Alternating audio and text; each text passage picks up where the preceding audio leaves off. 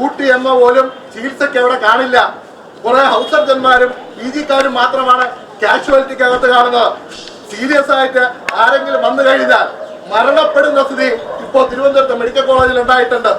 കഴിഞ്ഞ ദിവസങ്ങളിലെല്ലാം കാണുന്നത് ICUയിൽ കിടക്കുന്ന, നിങ്ങൾ മനസ്സിലാക്കണം, ICUയിൽ ചികിത്സയിൽ കഴിഞ്ഞിരിക്കുന്ന ഒരാളുടെ ദേഹത്താണ് പുഴുവരിക്കുന്നത്.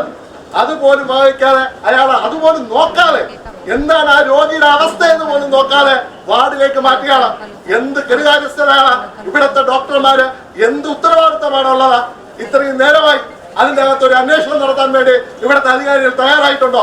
എന്താണ് സംഭവിച്ചത് ജനങ്ങളോട് പറയാൻ വേണ്ടി ഇവിടുത്തെ അധികാരികൾ തയ്യാറായിട്ടുണ്ടോ? നാളെ ഇത് തന്നെ സംഭവിക്കുന്ന അവസ്ഥയിലേക്കാണ് പോകുന്നത്. നമ്മളെല്ലാവരും കണ്ടതാണ്. ഇവിടെ ഒരു ആരോഗ്യമന്ത്രിയുണ്ട്.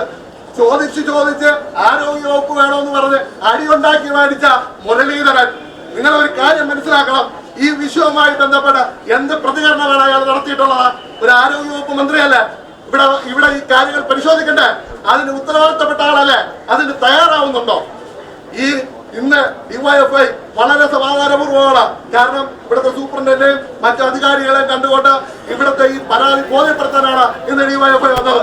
അതുകൊണ്ടാണ് ഈ മാർച്ച് ഇവിടെ വെച്ച് അവസാനിപ്പിക്കാൻ വേണ്ടി നമ്മൾ തീരുമാനിച്ചിട്ടുള്ളത്. വരും ദിവസങ്ങളിൽ കൃത്യമായ നടപടിയെടുത്തില്ലെങ്കിൽ മറ്റു രീതിയിലുള്ള സമരമാർഗങ്ങൾ നമുക്ക് ആവിഷ്കരിക്കേണ്ടി വരും, നമുക്ക് നടത്തേണ്ടി വരും. പൊതുസമൂഹത്തിനോട് നമുക്ക് പ്രതിബദ്ധതയുണ്ട്.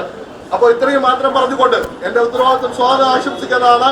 ഈ യോഗത്തിന്റെ അധ്യക്ഷനായിട്ടുള്ള DYFIയുടെ വഞ്ചൂർ ബ്ലോക്ക് ട്രഷറർ നിരഞ്ജനെ ഏറെ സ്നേഹത്തോടുകൂടി ഈ പ്രതിഷേധ യോഗത്തിലേക്ക് സ്വാഗതം ചെയ്യാണ്.